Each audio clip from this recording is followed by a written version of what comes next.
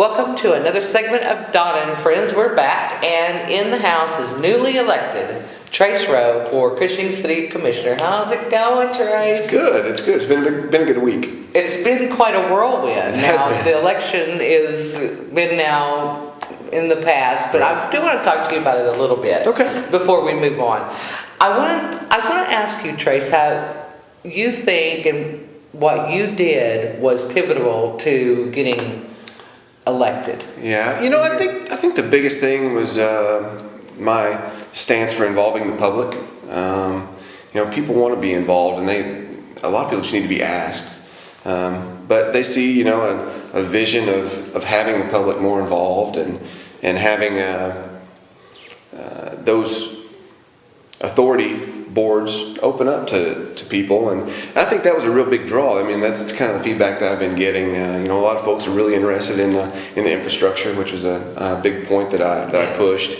I think that those are probably the two biggest selling points that turned it. I don't know for sure, but that's kind of the feedback I've been getting so far. Yeah. Well, you'll be soon inducted as a commissioner, and so that's. What do you think you'll focus on that first meeting? Will you have anything that you'll bring? They have the place during the meetings where you can make comments by commissioners. Right. I think the biggest thing that I'm going to focus on in my first meeting is going to be planning. I talked a lot about in my campaign a 3, 5, 10-year plan. And, I'm going to try to talk about that a little bit and get that moving. I mean, the sooner we get it moving, the sooner we can, implement it and get it in place and see those things start to work. And, like I said, if we get 3 years down the road and it doesn't work, then, there's a course correction, but you have to get started. Right.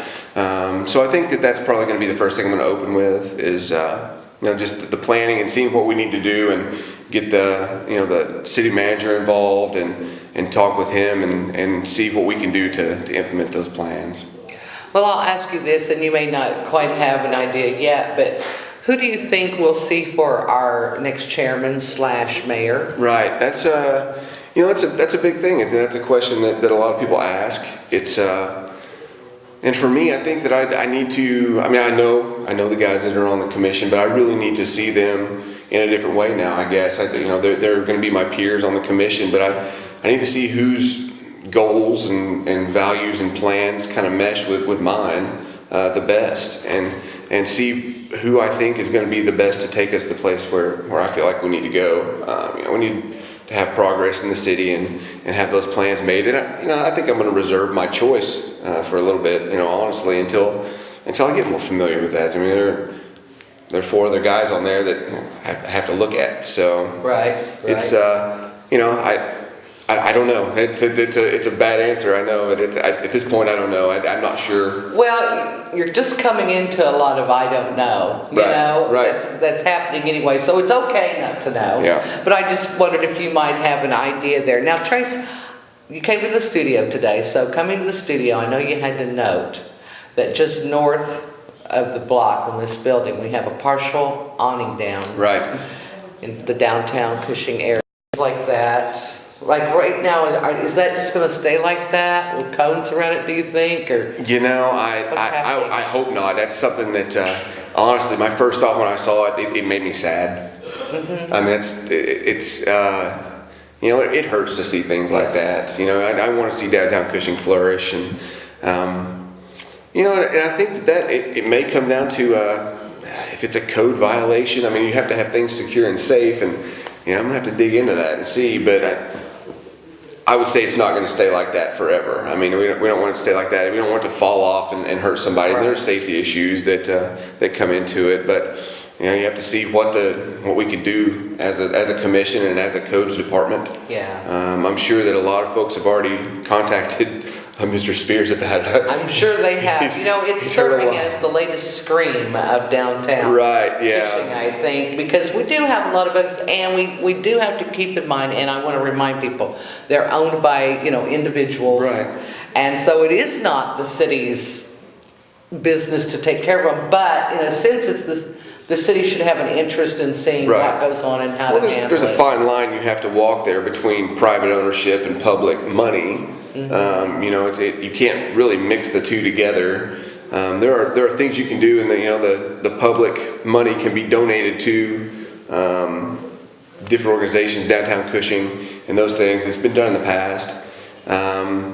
But yeah, I mean, it's a privately owned building. The codes people can fine them, give them a notice, say, hey, get this fixed, get it down. But provided they can get a hold of it. Provided they can find the owner. I really think people need to, maybe understand that this can be an issue in making contact and communicating actually with some of the owners, downtown has proven to be difficult at times. Right. I mean, we have a lot of absentee ownership. I mean, it's the bank across the street here is a prime example of absentee ownership. I mean, it is hard to find those people, and to hold them accountable for things that are going on in a building that they don't use. Right. They don't really.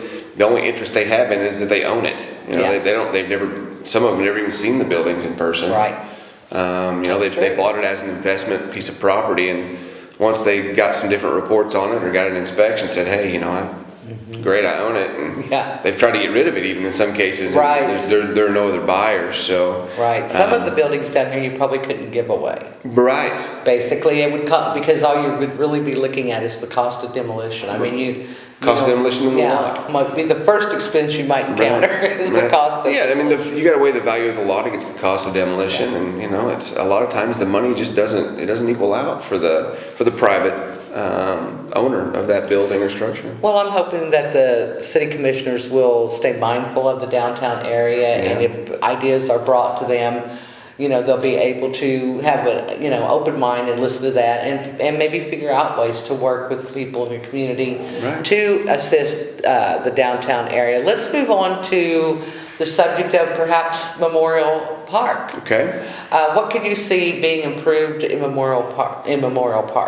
Well, there's a lot of, one issue we have there, I mean, the creek that runs through serves as one of the main drainage ways for the city. There's a lot of work that could be done in that drainage way to make it drain better, but to also make it more attractive and a little safer. I mean, it's an open drainage trench. We have a lot of kids that like to play in it, and it's not. I did it myself when I was. I did you too. do it? Absolutely. We're guilty. Yeah, you have to. You get down and hunt crawdads and things in there. I know. That's fun. I mean, there are a lot of things there that we could do to make it. We could beautify that space. The talk of a walking and biking trail there. I wouldn't have an issue with that. I mean, we have a lot of space that, we don't want to take up all the usable space with it. We need to have the open spaces for people that, if they want to go out and picnic or play with their families or whatever it is that they want to do, you have to leave those spaces open too. But if we can get a grant to come in, like has been discussed, that's going to pay for that trail, and it's going to cost the city minimal money. They just want a place to put it. I think that's Trace, would you be in support of an economic developer? Absolutely. I said that during the campaign. I don't know how many people actually got to watch the forum, but that's a big thing that I'm in support of, and for more than one reason. I mean, obviously, the economic developer is going to bring businesses in. That's their job, but they're a big outside cheerleader for you too. They're going to bring in the talent, and they can even go to the other companies that are around and say, hey, we've got this great space out, and they're going to bring that in, and with that comes housing and all those things that's needed from different industries. We have a lot of folks from outside of town that come here to work. We do. At all the businesses around. It's not just out at the tank farms and in the oil fields. I mean, they come and they work in our town, they live other places. We need that housing to come in, and an economic developer is going to play a role in that as well, to bring in those businesses and set the city up for so it's not such a boom and bust, I guess, is the biggest thing. Right, You don't want it has the roller been called coaster. the boom or bust town, and you had said during your campaign that it didn't have to be that way. Why does it have to be? That was my question. Why does it have to be I think that's that a way? great question. Yeah, it's just because it's always been that way doesn't mean it always has to be that way. Some planning and vision and economic development, bringing some diverse economy in different industries and things. That's going to help. And if the economic developer comes in and it doesn't work after several years, then again, course correction. You make an adjustment, and you make a change. But we won't know certain things will work unless we begin and we start the process and put a time limit on it. Right. Yeah. That's it. You have to set a plan and a time frame, and you take the first step and then you go. Right, absolutely. How about the Cushing Conversations Town Hall meetings? Will you Yeah. be a part of that? Absolutely. I said that, during our interview here before. I love the thought of that, and I like the concept of the whole thing, and I absolutely am looking forward to being involved in those things. It's it's one of the high points I think it's going to be for me. I enjoy talking with people. So. Well, Trace, we've got close to about a minute left. Okay. Is there anything that people watching right now, you would like them to know about what you plan to do as a commissioner? I think the biggest thing for me is, I want people to understand that I want what's best for Cushing. I want what's best for the citizens of Cushing, really. I hear a lot of ideas from people, and I want people to know that I hear those things and I listen. I'm not pushing anything aside. I'm taking everything in, and I'm not going to promise anybody anything because it's a 5-man commission, but I'm going to do the best that I can to serve the interests of the people that elected me. That's the biggest thing. And I feel like I can say that you're going to be an approachable commissioner. You will continue to have a Facebook page? I do, yeah. I've still got my one from the election, and I'm actually working on changing that up some. So. All right, well, we'll get that information out for you. Absolutely. So that you can contact Trace as well. All right, you're watching Donna and Friends. Don't touch your mouse because we'll be right back.